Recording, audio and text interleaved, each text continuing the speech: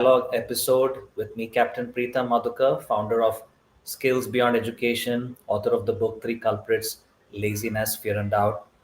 And today with me, I have a very special guest, Deepthi, who has who's an HR expert who has worked with MNCs over 11 years of experience in this space.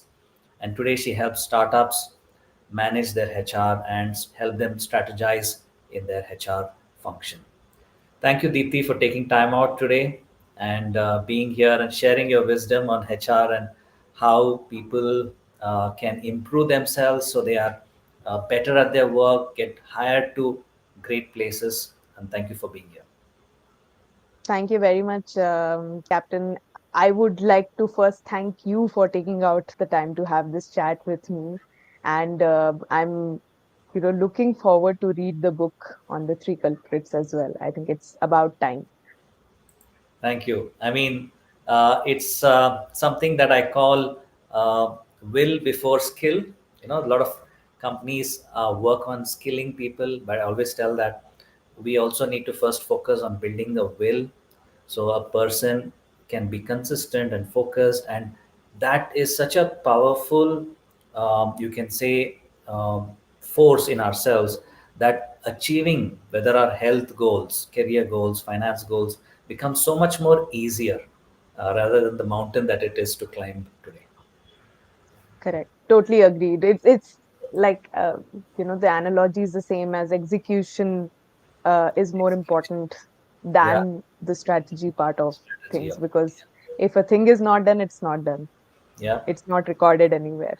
Yes, and so many times we have seen, right, that they say even mediocre execution wins over no execution and the best Agreed. ideas. Somebody has come and collected the prize while others still waiting how to go there and collect the prize. Yeah, Right, agreed. In fact, I started my recent workout, and one of the quotes that I've read is the only bad workout is no workout. no workout. Yeah, And I'm like, yeah, fair, agreed. fair enough. Yes, absolutely. So let's get started on the HR, and I'm Sure. curious to learn as well. What do you think has changed from the time you started your HR career to today? What factors like? Sure. So let me take you back in time. Let me take you back in time approximately 14 years ago when I started off my career as a software developer. And then I realized that that's not where I want to see myself in the bigger journey of my career. And I quit that, took my MBA, and started off my journey in HR sometime in 2015. I think at that point in time, we were getting used to the fact that there is technology which is coming. We still used to do, you had these files for each of the employees which are filed and kept in a storage room. I've seen that. And to have evolved from there to now just seeing it on a digital HRMS platform or having it on Google Sheets is a very big change that I've noticed. So technology definitely has had a very big role to play in terms of how HR has evolved. One. The second thing is, even back then, I think HR to an extent was more administrative, didn't have a lot of say in terms of the business, Hmm. uh, took a lot of decisions that the business had given to them. And I think over a span of 8 years or 9 years that I've been in HR, I have seen that change, especially with the startup boom coming in. I think HR has had a bigger role to play in terms of how the business goes forward, irrespective of whether someone believes that or not. I think again that we'll get to there with time. I feel, but I think we've had a bigger role to play in terms of how businesses work. And the third thing is how we look at um, the employees overall, right? Hmm. Like earlier, when I had started off my HR career, employees would come, they would do their jobs, they would go back home. We didn't look at them from their holistic purpose, from the holistic perspective. Today, when an employee comes to a particular place to work, um, he or she is relying on the organization to take care of their financial needs, their mental health needs, their growth, their training and development, their bonding with their team members. So, which is why a lot of these topics around DEI, mental wellness for employees. All this is still so much in talk, which wasn't the case in 2015, because we have discovered that the employee is looking at the workplace as a holistic place for their growth. So I think these are the three major or key things that have changed from this time I started off my career as an HR to how it is today. And looking forward to see what's in store in 10 years down the line. Yes, now. So how has technology, I mean, technology is playing so much of role in screening candidates, hiring them. Yeah. So is it actually beneficial? I mean, for either the employer, are they getting the right kind of people? And is it beneficial for the right candidates who are seeking, good employment in good companies? Are they able to make that jump?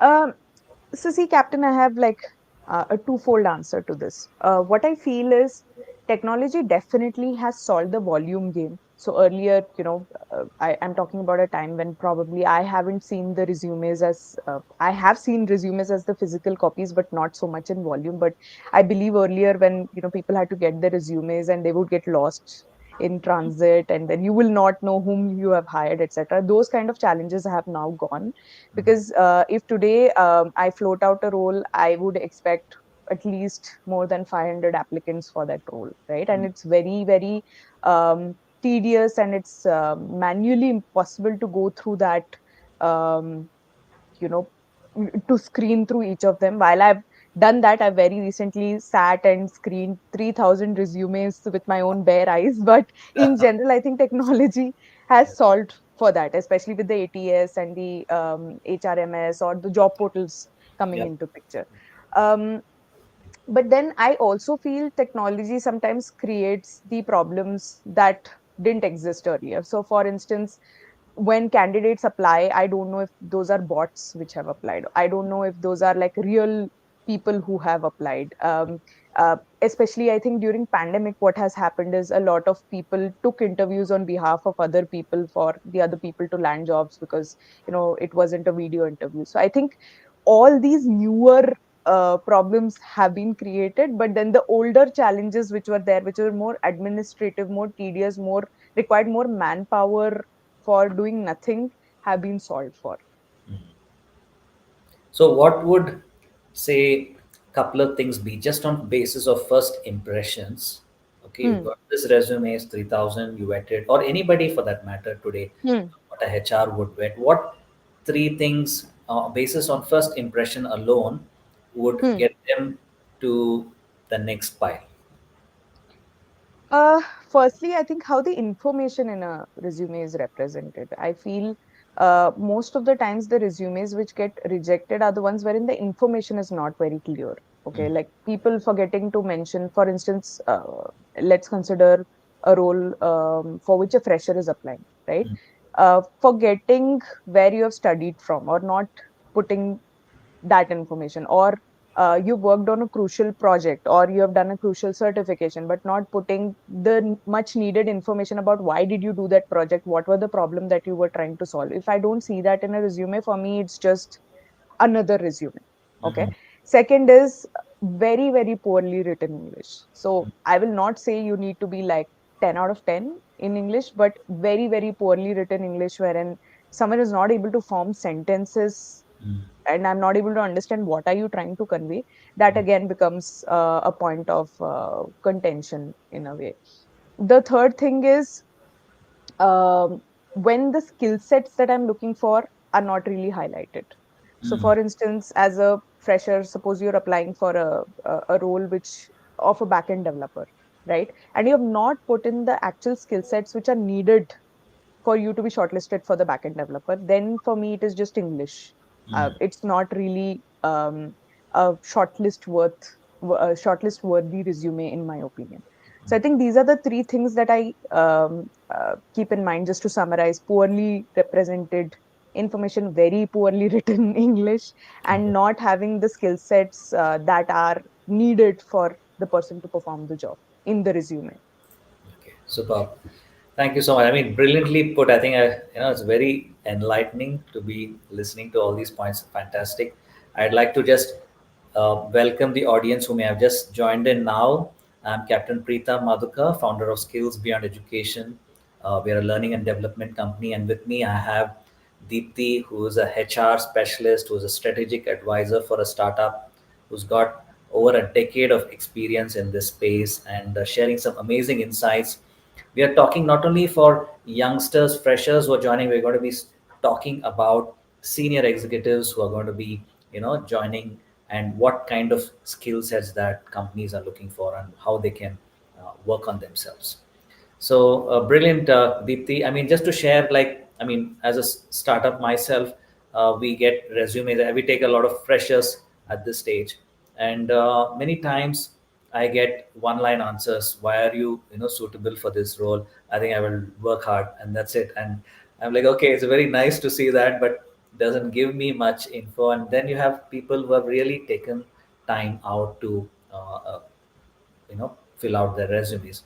But on the other side, I've seen sometimes their replies is almost chat gpt response, right? It's so clinical, so I mean long answers.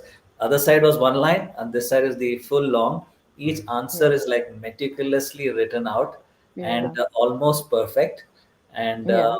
what do you do with such things then? How do you vet them out? I think that is a very tricky situation to be in, and you can never be 100% right, even if you're like the best recruiter out there. And by no means I'm going to say like I'm the best recruiter out there. I've met quite a few people who are like so amazing at what they do, but I think these are like, some calls that you have to take from a human angle to see, okay, whether you'd like to give this person a chance or not. For instance, I'll give you a very funny example. There was one person who had sent in their resume, and they had copy pasted the entire thing, including the prompt that they had typed to chat gpt. It was so funny to read, so funny to read, and I'm pretty sure like that's how they got the resume also done. But if I see something meaningful in that, like I don't judge basis. Some people genuinely don't know how to write, and I'm like, fine, I will still want to do my first round of call to see if they are like worth talking to or not. If there is a genuine communication gap in terms of what they talk and how we talk, then that will become a challenge in the longer run.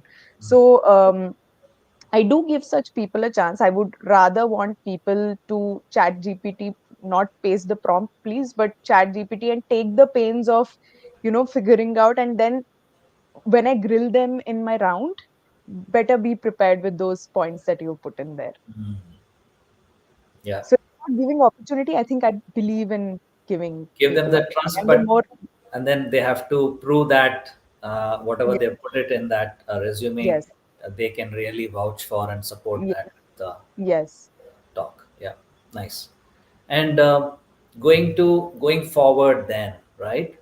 Uh, how can freshers, or especially young executives, improve their chances of Hmm, getting in? What three things that they must focus on, especially for round two or a virtual conference kind of interview hmm, or anything like that? hmm, What are the three things that you would look for at that stage, hmm. and what can uh, youngsters do for that? Yeah.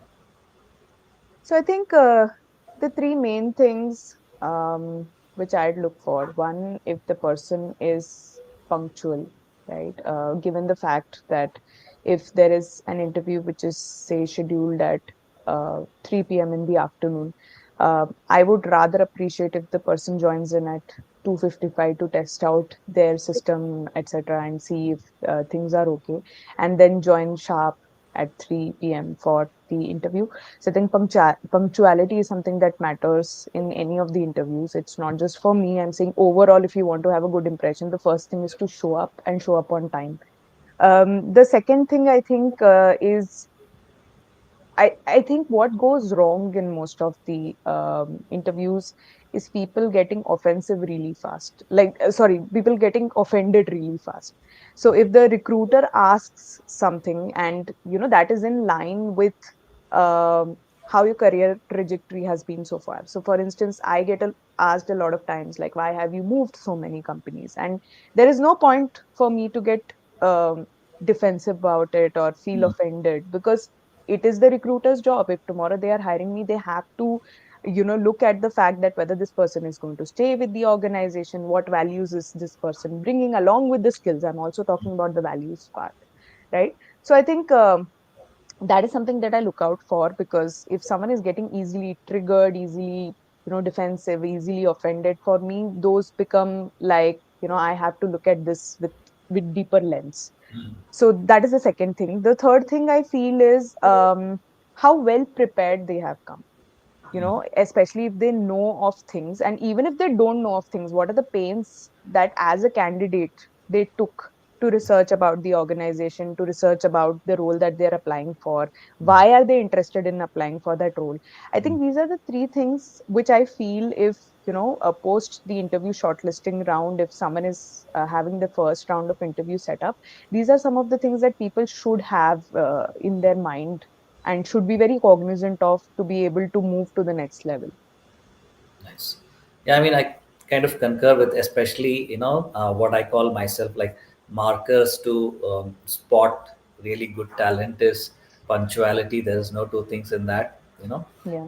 I think one of the downers is people who don't turn up on time, or at least haven't asked for any Hmm. previously, extending request or Hmm. something.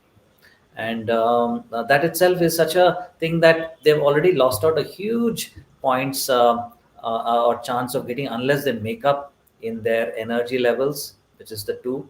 And Correct. three is the way they are communicating there verbally, how confident they appear. I think uh, somewhere we have to agree. I feel at that stage we're looking very less at their skills or their competence at that stage, I think You're right. more on their capability of handling a situation, handling question. Correct. And Uh, also the hunger of being in that role, I feel like, how much hungry are you to be in that particular role, right? Because Absolutely. anything can go wrong anywhere, but do you have the hunger in you to be there? Because unless you're in that position, you cannot make an impact, right? Mm. It is still words. Yeah, absolutely. I think I like that word hunger. That's what I use with my team. Give me a hungry team. Don't give me talented. Don't give me anything. Just give me Right. hungry folks, and Right. we'll do magic here, right? Yeah. So coming to that, and today it's also a challenge to find people who stick to a job, right? Hmm. And what I have seen and heard is, the attrition has come down so lower now, Hmm. right up to some people saying 1 year to even less than 1 year to 9 months, where people Hmm. to find someone more than 9 months has become a challenge now, Hmm. right? In that one place. What are your own Hmm. thoughts about it? See, again, I have two thoughts to it. Okay. Given the fact that I myself have changed quite a few organizations during my career span, I feel there are, two aspects to it. One is um, eventually, right? Stability does count. Okay. And this me, you know, regardless of my background, I'm saying, I'm kind of putting myself also under the lens, but I'm saying stability does count, because over a period of time, you would want leaders who stick around, right? Mm, Leaders who can, withstand the storms that a particular organization sees during their particular journey.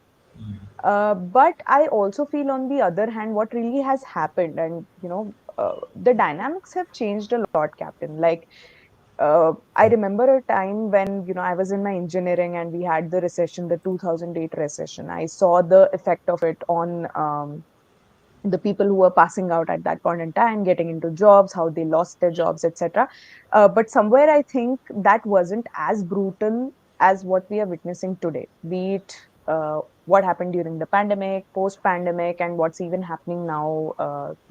In terms of how much tech workforce has been laid off, etc. So I just feel that, that the trust factor in general has come down. mm, Okay, which is why we have a lot of debates now happening on, should moonlighting be permitted, should you have multiple sources of income, and so on and so forth. It's because I think in general, the the thought process that relying on one job will take me places has, overall, that sentiment itself has come down. mm, So what I'm assuming is there'll be far more people who will not be satisfied with their jobs. Okay. mm, But On the other side, the thing is, um, if we have people staying in an organization for too long and not contributing or becoming complacent, that again becomes a problem. So I think that thought process around tenure is everything has Mm, to change a little bit. It has to be that yes, tenure is something, but does the skill set at this moment is enough to serve the organization, and mm, is it enough for the person's growth as well? I mm, think we have to start looking at it from that perspective. So every year or every 2 years, that is how it has to be evaluated, because there may be people, and this I'm speaking purely out of experience. I've worked in organizations wherein I've seen people sit for years, and then eventually the amount of knowledge that they carry is little, but because they have been holding those positions, and you don't let go of those positions once you hold them, right? So um, there is no growth of the team which is below them. mm, So I look at it from both angles. I don't see there's a right or wrong answer to it. But yes, of course, when you move to leadership positions, you would want a more stable person to be there, mm, because you can trust that person, that even if it's the worst situation that is coming in, the person knows how to handle it. Because I think being in a position like that, like you yourself are the startup founder, I'm pretty sure the amount of stress that you would be facing on a day-to-day basis, despite carrying that lovely smile of yours, is so much, so much. And sometimes you won't be able to talk about it to others. So you need people like that who can withstand all that, and it's a very tough skill to build in today's times. So I genuinely feel that even today I see it from a very skill based perspective. Yes, of course, like I said, stability does matter, I'm not denying that at all, but I'm saying the stability and skills have to be, you will have to reevaluate them from time to time. You mm. can't do that like someone is there and then abhi, let it be like the government will look at it after 5 years. No, it won't hold good in the private sector world, or the startup world, or the corporate world overall. Yeah, I think yeah, brilliantly captured. Just to add something would be probably, I think if the employee or the teammate is seeing some personal growth or they're learning Hmm. something, and Yes. of course not just financial growth that is there, but they are Yeah. getting new experiences at that current role. I think that itself may be a sticking factor Yes. for a little more longer, at least from whatever Right. Right. right? And as you mentioned, I think the leadership matters a lot. I Right. think I remember, my own bosses, my own thing, where we had really great leaders. Nobody, just people just stuck around like magnets. We just didn't want to leave that, right? We just wanted to Right. work. The problems didn't even matter, whether it was tough Right. or easy. That was the least on people's mind out of the problem was. Was it like how it was led, and they stuck for that. Right? Right. So Amazing. nice. So, what is Deepthi like? I mean, as a person, how do you keep yourself occupied? What do you do other than HR stuff? Other than HR stuff, I'm a mother to a very, very lovely daughter who's going to turn 2 in a couple of months. So I keep myself engaged with her. Spending time with family is something that matters a lot to me. In fact, it comes first to me. Apart from that, I am also there on a platform called Topmate, wherein I help people revamp their resumes, have career conversations, help people in whatever way I can to narrow down on the choices that they make. Because what I realize is when probably when I was in my young 20s, which I'm like very, very far away from now, but when I was in my young 20s, I think my mind was also all over the place, and there was this rebel streak in me that I'll prove people wrong, I'll show you that I can do everything around the sun. And probably I would have also, but I genuinely feel if my thoughts would have been more narrow and would have been more focused, I would have reached where I wanted to be far earlier. Mm, So that is something that I genuinely believe in, and that's what I try and help young professionals with. Because the more sorted you are in terms of where you want to be or how you want to go about in that journey, I think you will start getting or seeing success far earlier in life. nice. And what would you say has been an interesting change for you, especially as an HR, coming this span of years? what has been an interesting change in the HR journey? So one of the interesting changes that has happened, and this I would attribute more because, of the startups that have come up. So irrespective of whatever we keep reading, about their sometimes toxic work culture and the leadership not being efficient, etc., etc., I still have a very huge respect for people who have started up, given the fact that it's not an easy decision to make. So I've been asked a lot of times that, will you ever start a startup? I'm like, no, not my cup of tea, because it is way too difficult.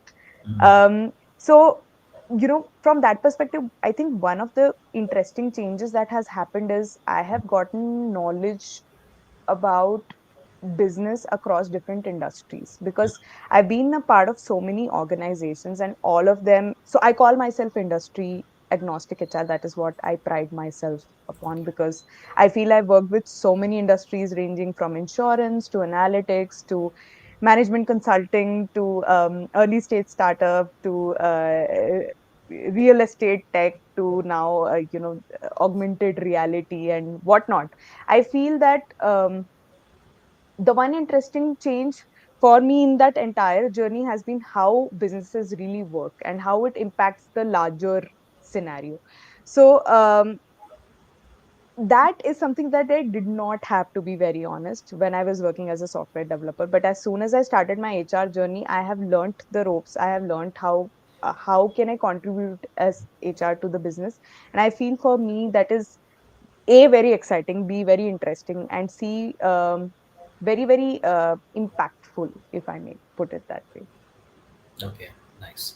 And what would you, in a way, advise if somebody wants to get into HR now, right? Hmm. And what is something that they need to have, or something that they can build or work on so that they become better in their profession? What kind of attributes or attitudes would help?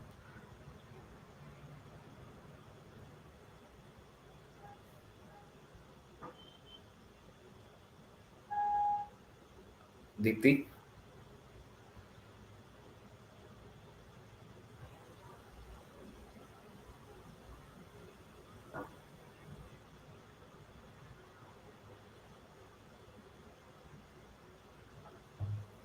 I think there's a little bit of an internet issue.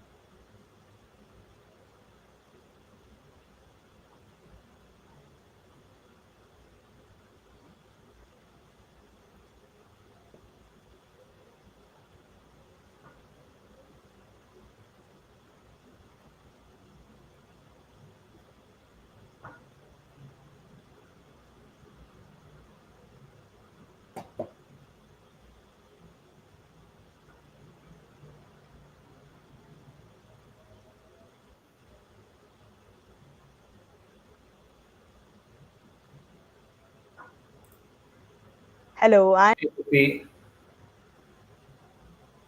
hello.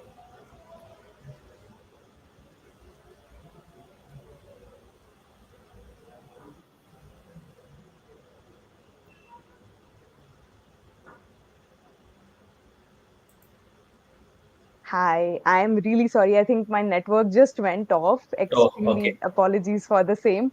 Okay. Yeah. So I think we were on the question wherein you were asking what are the things that, people who are stepping into HR right now, they need Yeah. to have, or what are the skill sets that probably they need to possess. Um, so see, in my opinion, and this is something that I have told people who have reported into me and people who I see are very, very passionate about this particular field. I think you need to have a lot of patience. Mm. HR is a role that will require a lot of patience, given the fact that once you become an HR, people will look at you as a sounding board. So there are two roles that you will play in the minds of people. Either you're a sounding board or you are like a hiring expert. So they will come to you saying, "Get me a job," or they'll come to you saying, "Listen to me, today I've had a very bad day or a bad fight with my manager." So I think that is something that HRs of today have to keep in mind, that they have to have a lot of patience that will trump whatever other skills they have at this moment, which also includes the second point that I'm coming to, which is knowing technology and business both. Mm. So in today's times, an HR has to be well versed with tools which may range from something as old as Microsoft Excel to something as new as Power BI on the technology front, especially if you are a young HR professional. The second thing, which I talked, is more with respect to business, knowing what the company is about, who are the competitors, um, how is the company doing with respect to the competitors, where can we find good talent from. This is something that today's HRs need to be well aware of, which is why it has to be a combination of knowing the technology plus business. So first thing is patience, second thing is this, and the third thing is the uh, need to keep oneself upskilling, like the need to upskill oneself, right? This is something that um, and by this I don't mean taking a lot of certifications, taking a lot of courses. I don't mean that. What I mean to say is building networks or finding people who can mentor you to grow in your role, or doing projects that will help you improve in the actual work that you do. So basically, the execution part of things is something that the HR needs to be very, very well versed with, along with, yes, of course, certifications, courses, etc.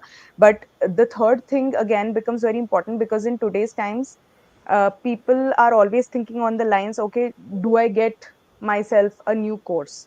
Which may or may not be helpful. I myself have done that. I burnt my hands. I've done quite a few courses also, Okay. because I've been this dynamic person, but I'm not saying it has helped me always. Um, but what definitely has, with the right set of people, in touch with the right set of people, um, doing projects, that's getting my hands on multiples, even if I have not been an expert. These are ahead in life, and that is what I would like to advise the young folks out there. Superb, superb, fantastic. We have an amazing session. Welcome to all the viewers who may have joined in now. I'm Captain Preetham Madhukar, founder of Skills Beyond Education, and with me I have Deepthi, who's a expert in HR strategies, helps startups. She's got an immense wealth of knowledge which we've been listening into. Thank you so much, Deepthi. Still, there is more to go. And if you have any questions at this stage for all the listeners, please do drop it in the chat, whichever platform you may be watching, and it will reach us and we can take it from there. And before I continue, I would also like to share that in case you want to reach out to us for some connects, then I'll be sharing a link in the comments later, and also now, and you can connect with us. And also a link to my book, which was an Amazon bestseller, Three Culprits: Laziness, Fear, and Doubt, and to one of our programs, which is kind of our flagship USB programs, what I call Building Your Will Strength or Art of Discipline. I've left it in the comment box. You can WhatsApp AOD, that is Art of Discipline, to 89511 78800, and my team will help you to sign up and work on your focus and consistency. It's a game changing program, and it will help you use this strategies, use these tactics for your health, wealth, and happiness.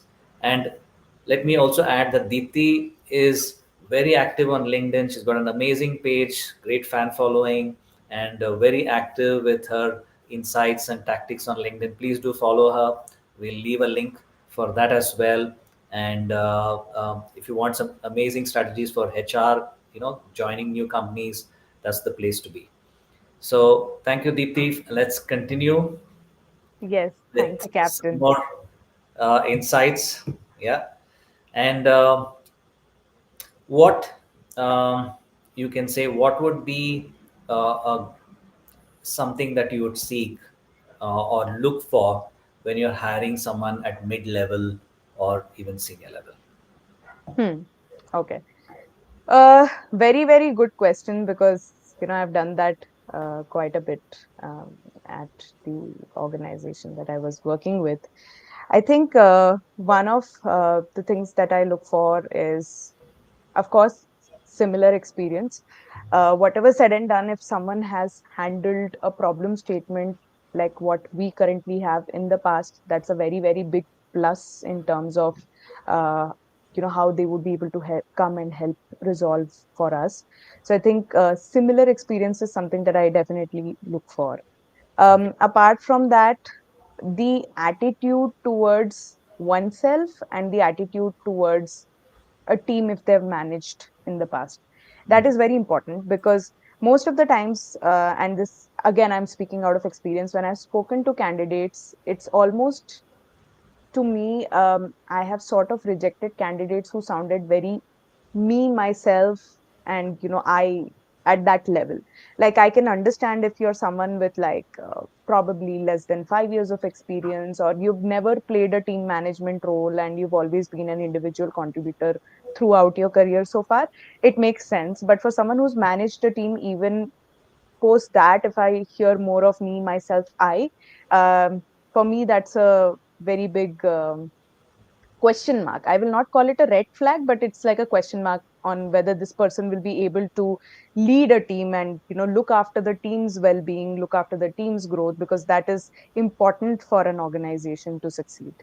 The third thing that I definitely look at is whether they speak the language of a leader. Okay, and by leader, I mean to say someone who has someone to whom people would want to listen because they want to, not because they're forced to. Right, when I'm having a conversation with them and when I ask them certain about certain situations or about certain examples, the way they talk to me through it, are they taking their team along with it? Who are they splitting their credit with? How did are there numbers in that? Is there like a executive level conversation that is coming up? Have they interacted with stakeholders who are at those levels? Have they consulted with people? And it may have been a consensus making decision, or it may have been a decision taken single handedly, but have they consulted people? So these are the kind of answers that probably I look for when I'm having a chat with people. I will never shortlist them just basis their resume. I will always shortlist them basis their resume and my conversation, because for me, at that level, it is important that I give everyone a fair chance. Unless it is like someone with say, for example, finance experience applying for an IT head role, or a very senior level IT role. In that case, of course, I'll have to reject because you've never done the job before. But otherwise, it is my, and this is what I try and give everyone an honest chance. Okay. So, how important do you think is this cross-domain knowledge, to help build, especially at the senior most levels of leadership, right? Having an understanding of different verticals. So, where would you place that? It is, see, in today's times, it is definitely important, in my opinion. And this is after having worked extensively with MNCs and startups. I think cross functional experience or cross functional knowledge is definitely needed to understand how different teams think. With that being said, even if it is a single function knowledge that you have, for instance, say I'm an HR, if I only have knowledge of the HR domain, but I'm able to understand how it impacts the other functions as well, not necessarily having worked in other functions, I think that is also equally helpful. What really won't sit well is someone who's so self absorbed into their own department or in silos that they don't understand what is the impact of that on different teams. And at a senior level, they should be knowing. Like, for example, if you're working on a product, you're a product senior product manager, you're working on a product, how is that going to help the sales team bring in more revenues? Is the first thing that your focus should be on, rather than thinking about, okay, what are the features that I should build which will make my product amazing? Because in the in the bigger picture, it may or may not really help the business if the end customer impact is not analyzed. So at this level, this is what I look for. Like, if you have not worked in that function, but you understand how a particular thing that you do here has a butterfly effect elsewhere. Else, if you have worked in different, domains yourself, you have tried out different domains, and some of these big organizations, they do have rotation programs, or in startups, you play roles like chief of staff and founder's office, wherein you're, dabbling your hands in all the different functions. I appreciate that as well. Okay. And what are your thoughts on especially toxic work places or episodes and issues? How important is the leadership there, and handling them, and how important weak leaderships can actually aggravate the situation? Any stories or anything episodes that how you resolved or handle some things like that? Yeah. Sure. And this is a topic, the reason I smiled is because this is a topic about which I've spoken at multiple places. Because, Okay. you know, uh, uh, like I see today's generation, especially the young generation, which is working, I feel it is very, like, it's become a very business as usual for them to call places toxic for Mm. no reason at times, right? Mm. And it pains my heart to see for the smallest of the things, calling an organization toxic just doesn't make sense to me. With that being said, yes, of course, there are places which are toxic. Yes, of course, there are situations which are toxic, and a person should definitely walk off, or, take help, or complain, whatever is their choice of, coming out of that situation. But with that being said, it's very important to understand what a toxic place is. For example, I've heard some youngsters come and tell me, oh, they were not giving me a promotion in 2 years, the place is toxic. And Mm. I'm like, boss, you don't call a place toxic just because of that, right? You are not getting promoted because probably you're not showing the skills which are needed at that level for you to get promoted. A toxic workplace, in my opinion, are places wherein, harassment is very often, which can be verbal, which can be physical, which can be in any other manner, wherein someone is being belittled basis the language that they speak, or the kind of their work style, etc., whatever that is. Those, in my opinion, are toxic workplaces wherein someone's self dignity is at stake. The moment you feel that I'm not feeling safe working here, that is when you can start calling that place toxic. But apart from that, these smallish issues, if you start calling organizations toxic, and if you feel that, tomorrow you go become a content creator, a solopreneur, or entrepreneur yourself, and you feel that, you will not be on the other side, then you're mistaken. So that is how I look at it.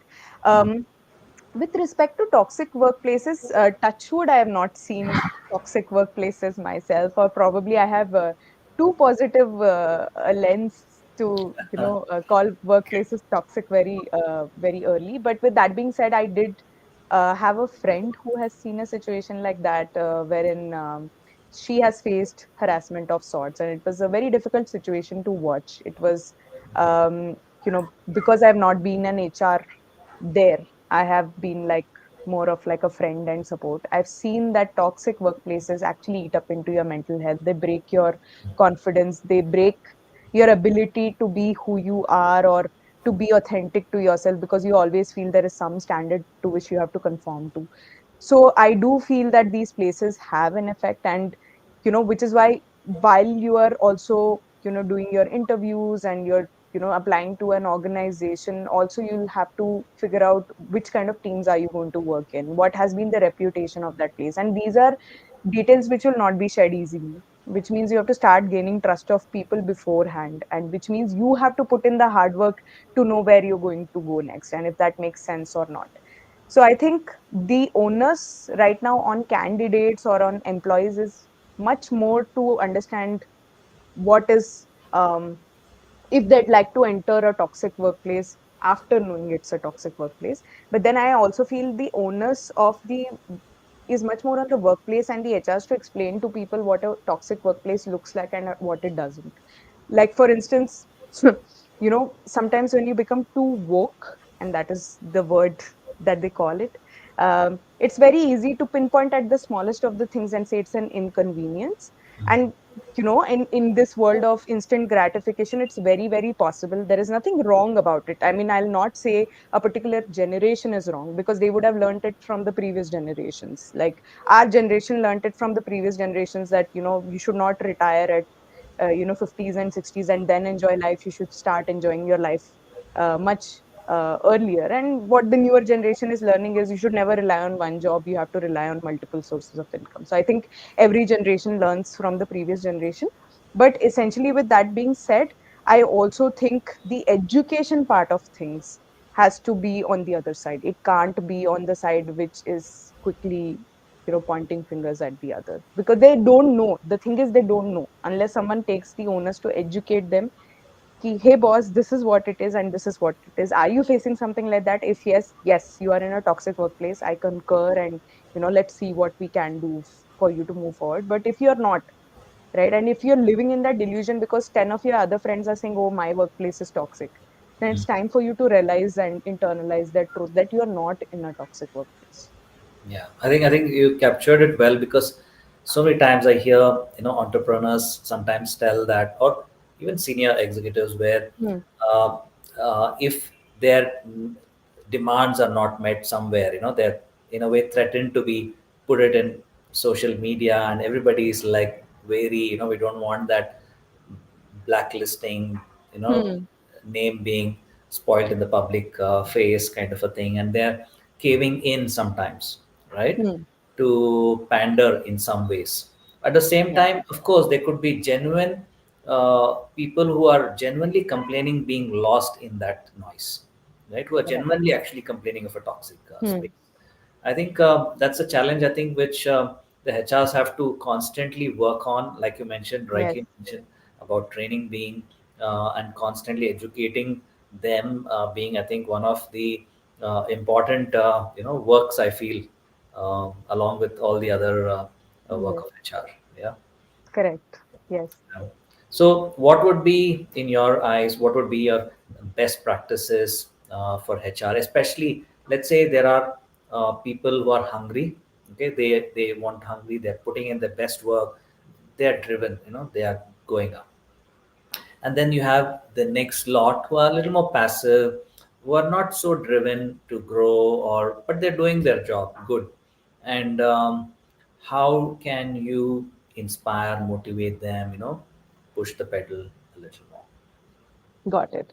So I think in any organization, and this I've learned um, the hard way, you can say it that way, is to ensure that people are high performing, you have to let the low performers go as soon as possible. Because the more you keep them in the organization, the more it sends that unconscious message that it's okay for us to be mediocre, or it's okay for us to not perform. I'll not even say mediocre, because at times you will be mediocre, you will always not be at your high performing best selves. But I think that is one thing which is very important, that once you identify there is a low performer who is showing no signs of improvement, who is not even showing the willingness to improve, in that case, that person has to be shown the door as soon as possible. The second thing is for those people who are being passive, who are doing just what they are given. So there can be two, three reasons why they are like that. A, they don't know what to do next. They don't know how else can they contribute. So that part rests on our shoulders to, or our, when I say our shoulders, on the manager's shoulders or the team's shoulders, to show what else can they solve for within the team, or maybe outside the team also, especially if it's a startup. The second thing is they may actually don't want to do anything else beyond that, because there are not enough enticing rewards or recognition post that, so that they're sticking to the minimum because they're happy with where they are, and they feel if they'll overperform, more work will be given to them. So like, the high performers are always rewarded with more work, is something which does the round. So maybe they are scared of doing that. The third thing is, um, they genuinely are happy where they are. They feel that, this is the maximum that I can do. It's not even like they don't even, they feel it's the highest potential that they have. They don't want to do anything beyond that because they feel that they are already performing at their highest best. In that case, it's important as an organization for people to identify, or for managers and HR put together to identify whether we want such people in the organization. Because if someone is really happy doing what they are doing, and you know they're happy with the bare minimum, like they don't want an extensive hike, they don't want promotion, they're happy where they are. And if that person is actually useful in the whole ecosystem, then keep that person. If that person will eventually turn out to be someone who will cause troubles, then you'll have to take measures to see whether this person improves, or should we again let go.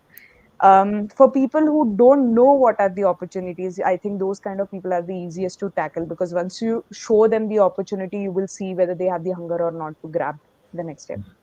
And for the third type, wherein people who want more rewards and more recognition, so maybe give them higher targets to chase and better rewards, and see if that improves their morale. And if it does, then probably they'll pick up, right? So um, in my opinion, I think these three things work, and these three things have worked overall in any of the scenarios that I have been in personally. And yeah, that's So, that's about it. what would you advise, especially a startup, especially startups? We have so many startups coming up now, and what would you advise the management or the leadership team? What is the best way to let go, or take out the bottom low performers? How? What is the best way to let them go? Okay, that's again a very interesting question. See, the one thing that I, because I worked in MNCs and startups, the one thing that I feel sometimes goes missing in startups is the need for frequent communication, which is always there in bigger organizations, because they usually tie the performance also with respect to how frequently you're communicating, how frequent you have the check-ins with your the person who's reporting into you. I think that in startups is far more unstructured, right? And people have to realize, the more communicate, like the more frequently you communicate, telling someone, this is not what is expected, this is why this is not working out, why don't you try this, why is this not working, things like those. I think that is when a person starts accepting that probably this is what I'm doing wrong, right? They may come back with their own arguments, which if they are valid, then of course they should be accepted. But if it is an attitude problem, it will soon start reflecting in everything else that they do. And that is how the conversations become more easier. Once the conversations become more easier, there should be like policies in place. So for instance, you can have policies in terms of how to treat low performers. You have the PIP policy, but the PIP policy's purpose is not to weed out low performers. The PIP policy's purpose is to ensure that people are improving in their performance. But then it can also be used as one of the tools to weed out extremely low performers who are showing no improvement, signs of improvement in terms of their work or their attitude put together. So I think that can be the second thing. The third thing can be giving them something better to look forward to outside, you know, communicating it subtly, saying, these are the kind of, and that is something, probably if they have friends or they have HR friends, those are the people who can communicate that, saying, why don't you apply for this role? Maybe you can try this out, etc., etc. And, soft communication that probably it's time for you to move out if they are underperforming in their current role. So I think the avenues are many. It just depends on how it's communicated, which is a clear cut challenge, which we have also seen during the layoff scenario that has happened in so many organizations, with employees of big, even such big, well known, reputed organizations saying that they've done a shoddy job in the whole communication part of laying off people. So I think if that is done in a fair manner, if that is done in a more frequent manner, like they say, the corporate jargon is over communicate, right? For the longest time, I didn't understand what it meant, but during the pandemic, I understood what it meant. So I think it's always better to over communicate, and then let a person go. The person will become more accepting, is what I feel. Yeah. Like they might not be 100% accepting, because no one wants to accept they are low performers, including myself if I have ever been one. but it still makes the process a lot more easier. Yeah. No, I think absolutely, because if the boss doesn't know you're doing all this great hard work, and the team doesn't know you're doing all this great hard work, and that itself is like a death knell of not getting becoming a low performer. You may have done Yeah, great stuff, but a lot of people don't share that, or they right, don't do that. I think, yeah, absolutely, communication is the key. Coming out of their shell, breaking that whatever shyness, breaking that barriers, internal barriers that they may have about speaking up, being bold, is, I think, absolutely crucial for that. And that's something that our education clearly doesn't prepare us for, though it makes us good right, at rote learning and so many other things, right, but it doesn't prepare us for this. So, right. what, coming towards the end, our session is coming towards the end, and Sure. what three qualities that in the course of your career, whether it's in a leadership team or in executives or anywhere, that has always impressed you? What these three qualities could be in one individual or a spectrum of them. Got it. So I think one is being authentic. I've been drawn towards people who have been authentic in what they do. And by authentic, I don't mean with respect to how they dress or how they speak, not in those terms, but how true they are to what they say versus what they actually do. So that is authenticity for me. So I think being authentic is something that I really, really admire about people when they don't change their stance even when things go like really, really wrong. The second thing is people who have been kind. I think there is no um, like kindness is such a thing. I don't think there is a replacement for it. The more kind you are, people in general are drawn towards you, and you end up doing good things in life in general. Also, I feel. And the third trait that I really like about people is and actually it'll be two more. One is being ethical. That is something that I really, really Okay. admire, because being in the field of HR, we are required to be extremely ethical. We have to confidentially handle a lot of data. So I think being ethical is one thing that I definitely admire about people, because again, that's a very, very difficult thing to do. And the fourth thing that I would like to talk about is people who are ambitious. I really like people who are ambitious. And ambition can mean different things to different people. For me, ambition means, if someone has chosen to be a homemaker, right? How ambitiously is that person doing that role, right? So for me, ambition is the kind of, those are the kind of people I'm usually driven towards, who know what they want from their lives. Yeah. So I look at ambition that way. Yeah. I think well spoken, because I remember this.